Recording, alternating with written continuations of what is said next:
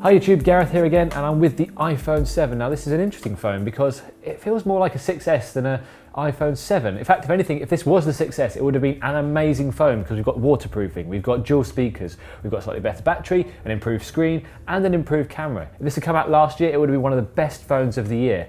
But given we've had a year's further, this is the iPhone 7, we thought it would be something really amazing and something really cool. Let's take a look and see if the upgrades really are worth spending the extra money over the 6S. So here it is, the iPhone 7. As you can see, we've got the new jet black version, which is nice because it feels all shiny, it feels new. It also absolutely loves fingerprints, as you can see here. It absolutely adores getting all the smudges all over it, and it scratches really easily. This is something that Apple's actually mentioned already, so as soon as you get this phone, if you go for the jet black version especially, you're going to want to get a case, which I always feel is quite sad because you want to show off your new iPhone if you've got a new device.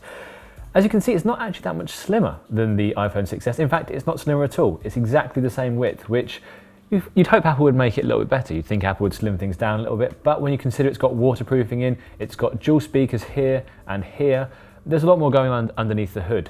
Around about here, we've got the Haptic engine as well, which gives you a different kind of haptic feedback when you're using the phone. So I understand exactly why Apple's not made it any slimmer, but you kind of hope, given the headphone jack's disappeared from the bottom here as well, that it would be a little bit thinner. The loss of the headphone jack itself, it's a weird one because you can see what Apple's saying. It's an ancient port. We don't really need it anymore. Things can be done by the Lightning port itself or Bluetooth, but it is really inconvenient, and you feel that while there has to be a step taken to start with, it's going to be at least 2 years until this stops being a real annoyance. And yet Apple's put the Lightning connector in the box as an adapter, but if you lose that, if you misplace it, or if you just leave it somewhere else, it's really frustrating to not be able to use your phone with a standard pair of headphones you might have kicking around. When it comes to the screen, Apple's gone for a 4.7-inch 720p version, which is the same as we saw on the 6 2 years ago.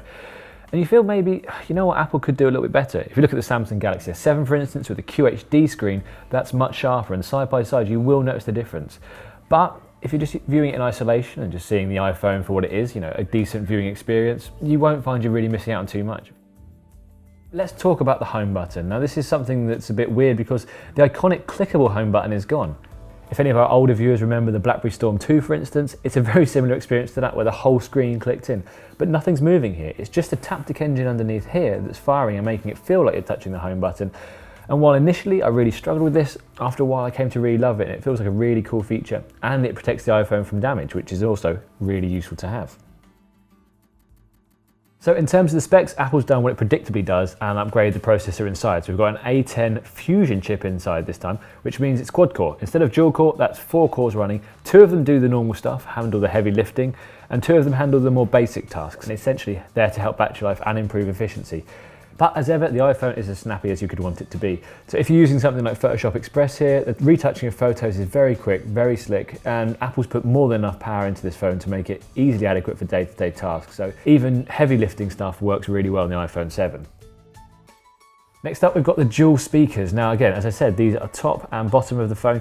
It's a weird configuration. It's very similar to what Sony does with its phones because this speaker fires this way, and this speaker fires that way. There's also the curious situation where there's 2 speakers, but one of them is just there for aesthetics or completely redundant. Where the headphone jack was, that's just a few dots now for some reason.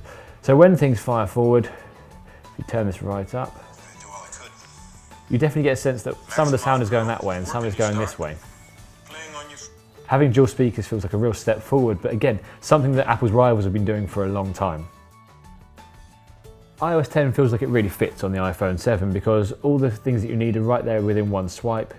The screen is the right size to be able to manipulate with one thumb. So Apple's got a good mix here. Some people don't like iOS 10, they feel there's too much going on, and that might be a fair comparison, but if you're used to Android especially, you'll find a lot to like here.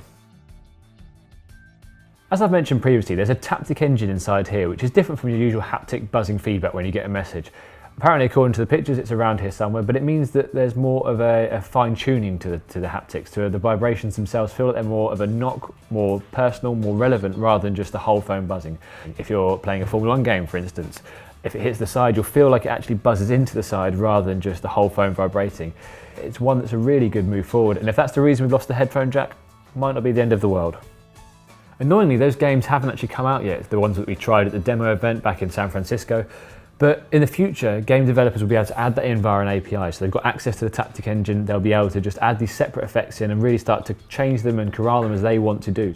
Right, let's talk about battery life on the iPhone 7, and this is a difficult one again. iPhones have never been good on battery, and while they have got better since the 6, I'm still finding that most days I'm getting to the end of the day and I'm starting to get into the red zone. I'm having to put on low power mode. So if you're doing something like using it as a tethering hotspot, for instance, or if you're just doing something a little bit more higher power, firing the screen, watching a movie with stuff running in the background, you will find the battery drains very quickly. And compared to its peers on the market right now, the Samsung Galaxy S7 Edge, phones from Sony, from HTC, Apple is still lagging behind. Apple hasn't really upgraded the camera too much here. It's much better in low light. It's got an f1.8 aperture lens, which means in low lights particularly, it's very good. There's a little bit more noise, but generally it's a very good picture, and given how dark this scene was, we really appreciated what Apple's done there. But as an overall camera effect, it doesn't feel like a lot's been going on really. It feels like Apple's just done the bare minimum to make it so that its camera now is as good as it needs to be to warrant an upgrade. There's no fancy new features. We haven't got live photos, for instance, that came a few years ago. We haven't got an improved HDR mode. We've basically got brighter and clearer pictures, and while that's good, it doesn't really feel like it's that much better than the iPhone 6s. So that's the iPhone 7, and it feels like a weird move from Apple, because while the iPhone 6s was incremental and we expected that, we thought the 7 was going to be a big upgrade, but it's not. That's not to say that the waterproofing isn't great and the dual speakers don't add something to it, but the losing the headphone jack is inconvenient, and while the screen and the camera are better, they're incrementally so. So if you're thinking of getting the iPhone 6s, well, you're probably getting quite a good phone, and it's a lot cheaper than the iPhone 7. But if you want the latest phone from Apple, well, the iPhone 7 is good. It's just not great. As ever, please let us know in the comments below what tests you'd like us to see run with the new phone. Thank you very much for liking, thank you very much for subscribing, and as ever, if you want more phone chat, Tech Radar is the place to be.